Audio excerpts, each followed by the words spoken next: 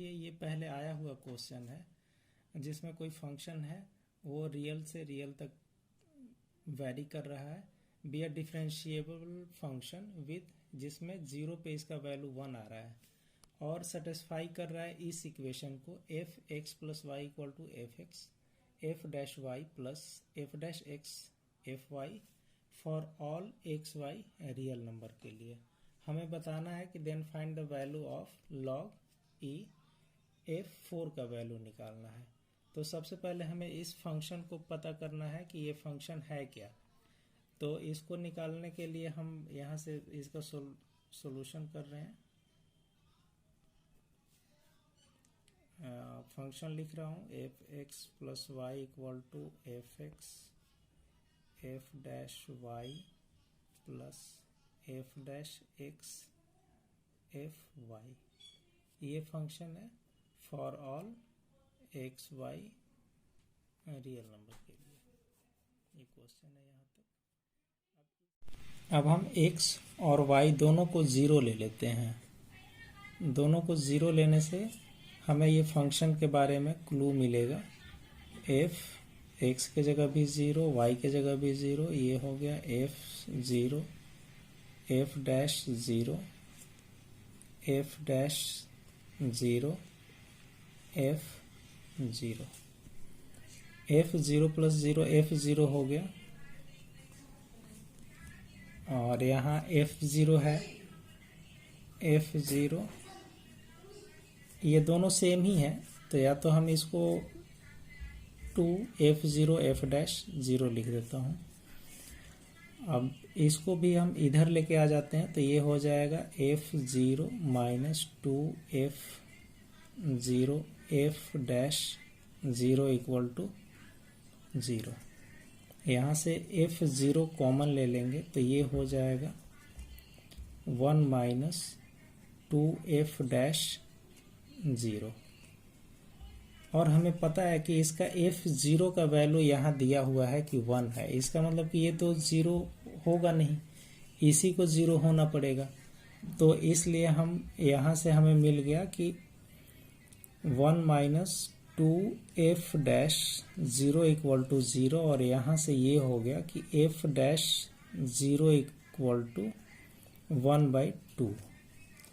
अब यहाँ मिल गया। अब इसी इक्वेशन में जो क्वेश्चन में इक्वेशन दिया हुआ है इसी में अब हम x के जगह x और y के जगह पे 0 रखते हैं तो ये हो गया f x plus 0 F X और एफ डैश 0 क्योंकि हम y के जगह 0 रख रहे हैं एफ डैश एक्स फिर इसके जगह हमने 0 रख दिया तो ये हो गया हमारा एफ एक्स, ये हो गया एफ एक्स। एफ डैश 0 का वैल्यू अभी हमने 1/2 निकाला था, 1/2 ले लिया यहाँ से और फिर f डैश x और f0 का वैल्यू क्वेश्चन में दिया हुआ था, गिवन है 1। तो यहाँ से अब हम क्या करेंगे, इन दोनों को एक साइड लेके आ जाते हैं तो fx ये हो गया 1 minus 1/2 equal to f dash x, यानी यहाँ से हमें मिल गया कि fx 1/2 equal to f dash x। Relation हमारे पास ये है कि f dash x over F X equal to 1/2। अब हम क्या कर रहे हैं कि इंटीग्रेटिंग बोथ साइड कर देते हैं। तो जब इंटीग्रेटिंग बोथ साइड करेंगे तो ये हो जाएगा f dash x over F X और 1/2 dx, यानी कि ये हो गया log F X equal to 1/2 x। कुछ ना कुछ कांस्टेंट तो आएगा ही आएगा। अब हम इसके लिए करते हैं हमारे पास जो भी वैल्यू दिया हुआ है उसका भी अभी यूज करना बाकी है। यहाँ से एफ एक्स तो हो जाएगा e⁻1/2x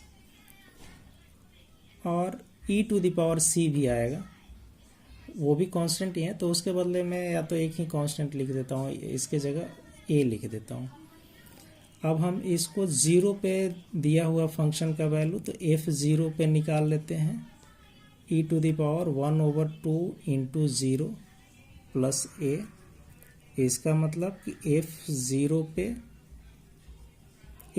पे तो इसका वैल्यू 1 ही है, तो वैल्यू सब्स्टिट्यूट कर देते हैं कि 1 इक्वल टू e⁻1/2 मतलब 1 प्लस a। यानी कि यहाँ से हमें ये मिल गया कि a का वैल्यू 0 है, जो भी कांस्टेंट टर्म है उसका वैल्यू 0 है। तो ये पता चल गया कि जो फंक्शन है हमारा, फंक्शन आया था e⁻1/2 प्लस a, तो हम a का वैल्यू 0 कर देंगे, ये हो गया 1/2a। ये हमारे पास फंक्शन है। अब हमें क्या करना है कि इसमें x के जगह 4 रखना है। तो अभी थोड़ा सा इसको log ले लेते हैं, कन्वीनियंट होगा हमारे लिए। ये हो गया 1/2, ये x ये नहीं है, ये x है क्योंकि उसका फंक्शन है। तो ये हो गया इतना। अब हम क्या करना है, x के जगह 4 रखना है, तो log f4। अब इसका वैल्यू हो गया 1/2 इंटू 4, मतलब कि 2 इसका मेन रिजल्ट आएगा। Thank you, have a nice day.